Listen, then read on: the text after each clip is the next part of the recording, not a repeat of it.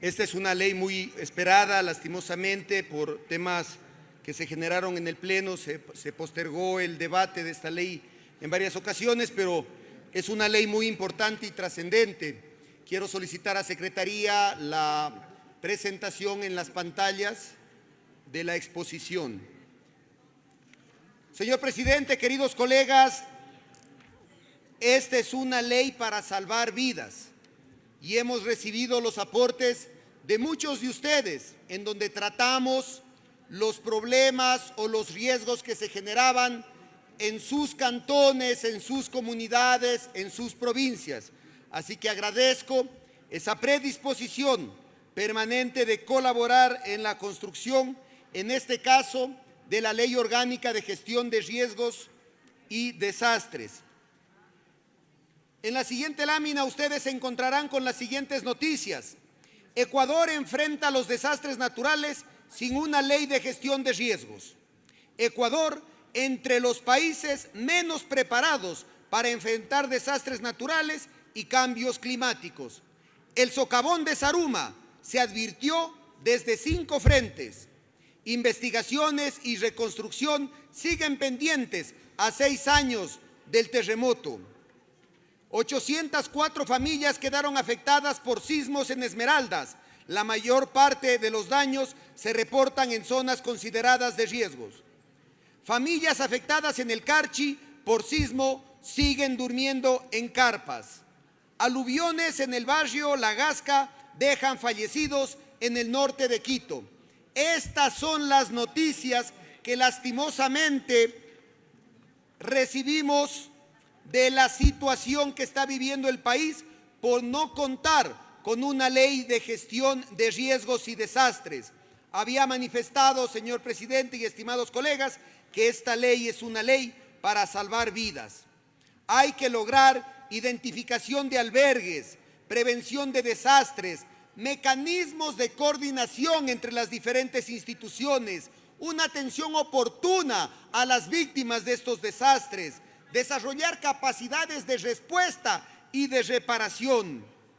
Es una deuda que tenemos por más de 14 años. Es una deuda que luego de la Constitución del 2008 quedó pendiente. Un desastre no es otra cosa que un riesgo mal gestionado. ¿Qué es lo que necesitamos garantizar con esta ley? Prevenir, reducir, responder y generar las condiciones de resiliencia ante riesgos y amenazas. Una población preparada, sin duda alguna, enfrentará de mejor manera estos lamentables hechos. Vamos a revisar algunos temas vinculados a esta ley.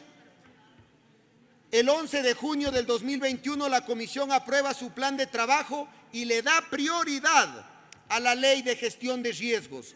Posteriormente, en septiembre del año pasado, la Comisión realiza la revisión y el análisis y el debate de los textos relativos a los componentes de la gestión integral del riesgo.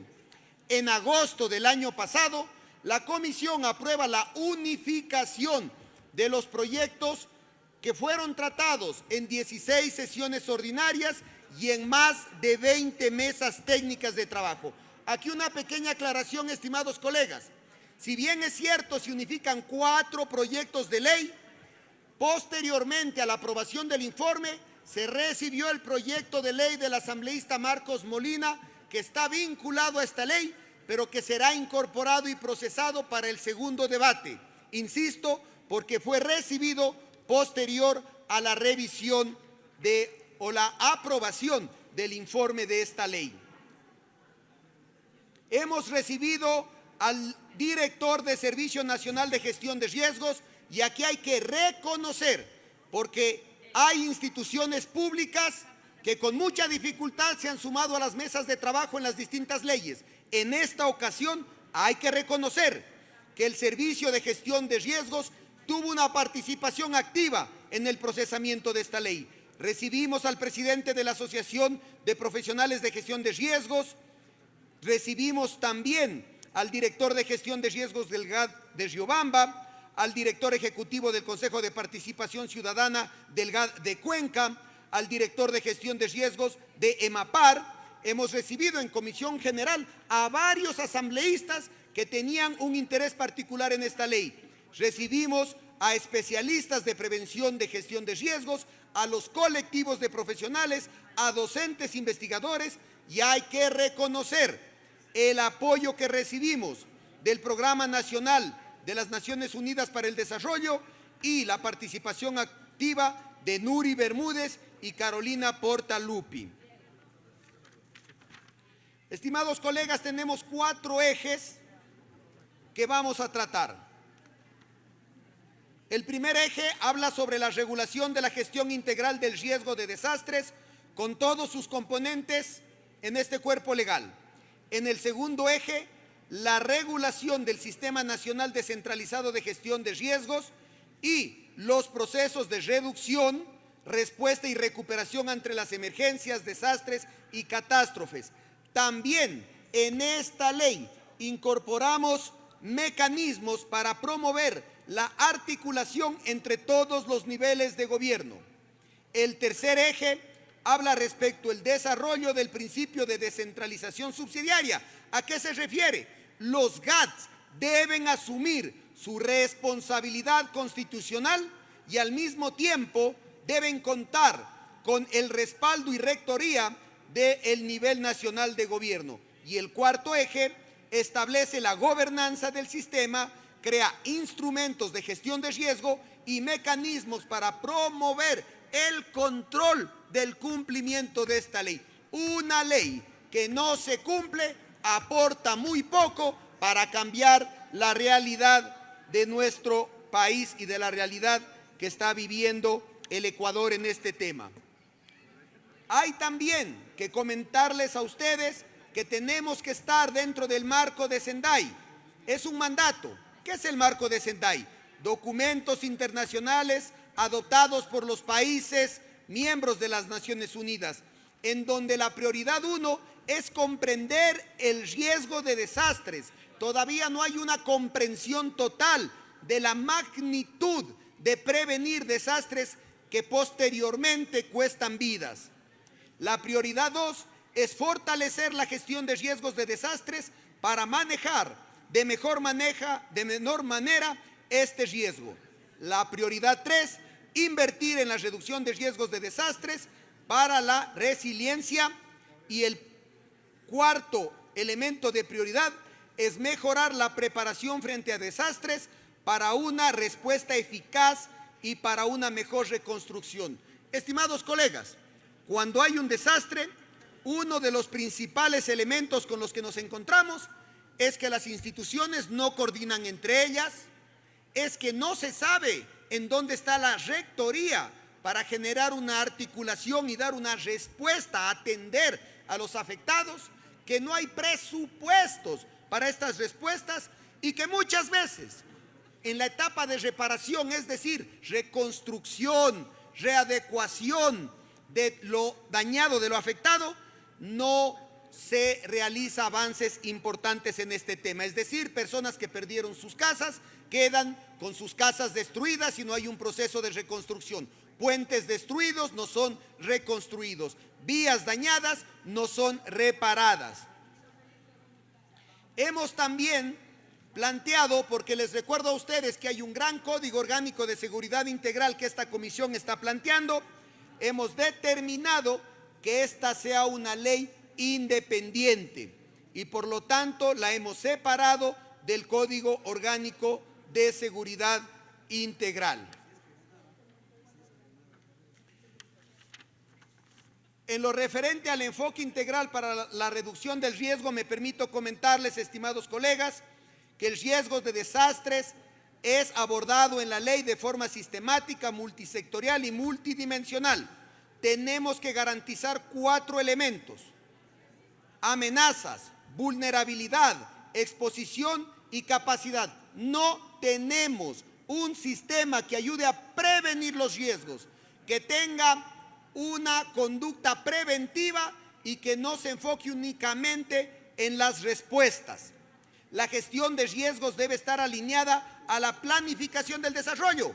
Muchos de los desastres naturales, de las afectaciones que se dan en diferentes ciudades es por la falta de planificación y es por la falta de previsión. Por ejemplo, en el crecimiento de las ciudades, en la construcción en quebradas o en las construcciones en zonas peligrosas. Por lo tanto, la planificación se constituye en un elemento fundamental para evitar muertes. Por eso, insisto, esta ley salva vidas.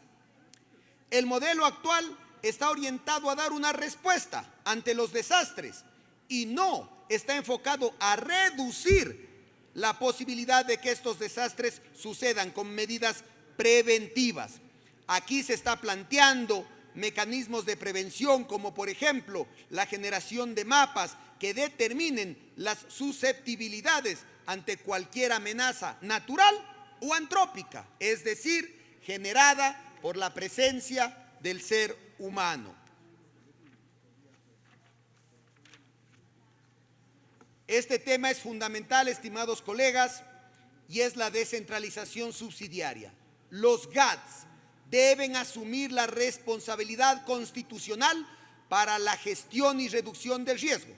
Los GATS son los principales actores y responsables para reducir el riesgo y dar respuesta. Son los que están más cercanos al lugar de los hechos donde suceden estos eventos. Y por lo tanto hay que fortalecer su capacidad de prevención, de respuesta y de remediación.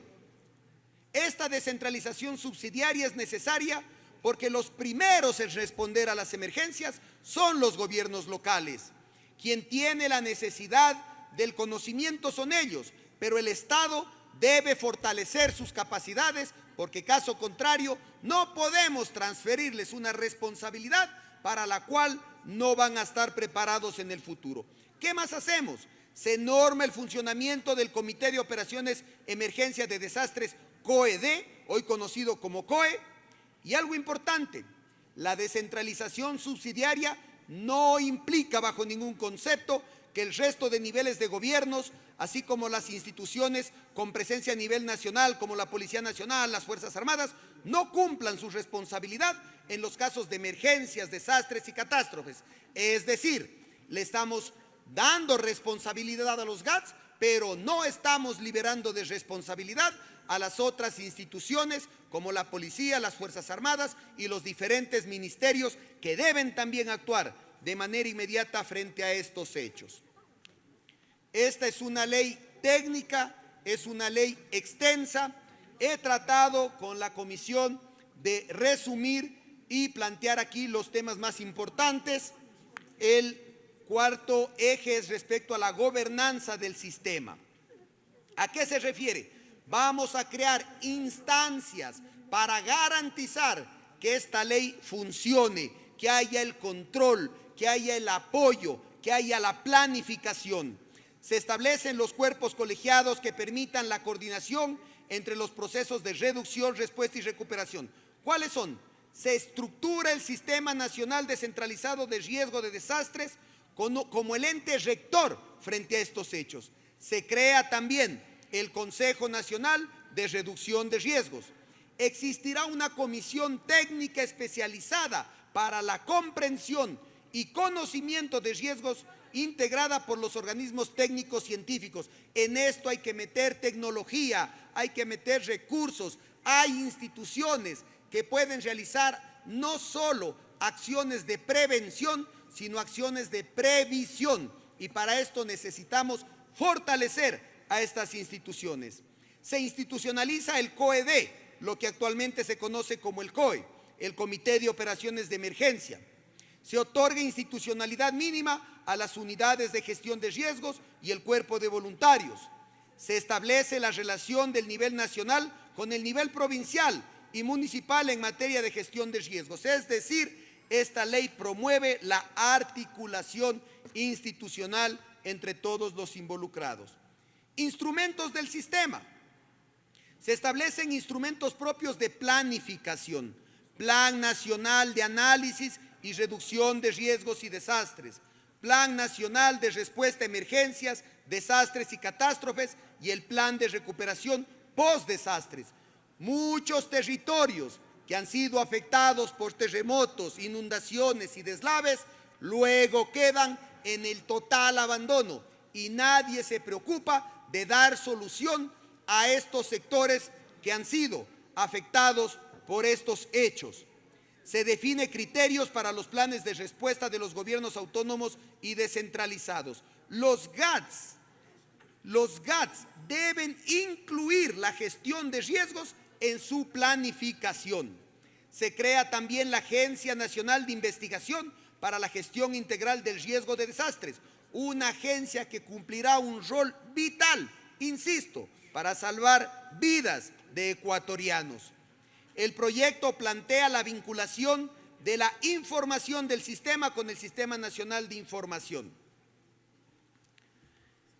Esta ley permite que estas instituciones puedan generar declaratorias de alertas en territorios, sin limitar derechos, pero que sí se puedan realizar ciertas acciones para prevenir y poner a buen resguardo a la población que puede ser afectada. Insisto, son los GATS los que tienen que asumir un rol más protagónico, pero sin quitarle responsabilidad alguna a las instituciones antes mencionadas. Para ir llegando a la parte final, estimados colegas, como en otras leyes, esta comisión ha procedido de la misma manera, estableciendo mecanismos de control. Si generamos leyes y nadie garantiza que estas leyes se cumplan, si nadie garantiza si es que estas leyes son efectivas, son eficientes o están funcionando, no tiene sentido. Los mecanismos de control, monitoreo y sanción para el cumplimiento de la ley. Se establecen sistemas de alerta temprana y se desarrolla sus capacidades. Es necesario, estimados colegas, la creación del estado de emergencia, que permita movilizar rápidamente los recursos y a las instituciones en casos de emergencia y desastres o catástrofes. Este estado de emergencia es muy diferente al estado de excepción. Era necesario determinar con claridad a los actores del sistema sus atribuciones y sus responsabilidades. Por lo tanto, hay que establecer sanciones para el incumplimiento de sus autoridades. Solo así podemos garantizar que efectivamente esta ley funcione. Se establecen responsabilidades administrativas y responsabilidades políticas. Se garantiza también el derecho y el acceso a la información y a la consulta. Para concluir, estimados colegas, algunas reflexiones finales. Se promueve en esta ley la participación ciudadana, son actores también en la prevención y también muchas veces son actores en la generación de potenciales riesgos, por lo tanto deben estar involucrados. El Ecuador, colegas, es un país que reúne condiciones geográficas, morfológicas, geológicas, hídricas y climáticas que lo exponen a una gran variedad de amenazas de origen natural. Si ustedes revisan con detenimiento esta ley, podrán llevar buenas noticias a sus parroquias, a sus cantones, a sus provincias, que podrán contar con una herramienta para prevenir, para enfrentar y para remediar las consecuencias de estos desastres. Han pasado casi 14 años desde que por mandato constitucional se determinó la creación de esta ley y no se ha avanzado. Hoy tenemos esta respuesta como Asamblea Nacional y espero e invito a todos ustedes que se nutra de nuevas recomendaciones, que se nutra de nuevos aportes, porque, insisto, ustedes podrán llevar buenas noticias a sus territorios con esta ley. No quiero dejar de agradecer la participación activa de cada uno de los integrantes de esta comisión y sus equipos técnicos, al igual que el equipo técnico de la comisión. Sin ellos, la presentación de proyectos como los que estamos realizando serían imposibles. Esta ley salva vidas. Gracias, señor presidente. Gracias, estimados colegas.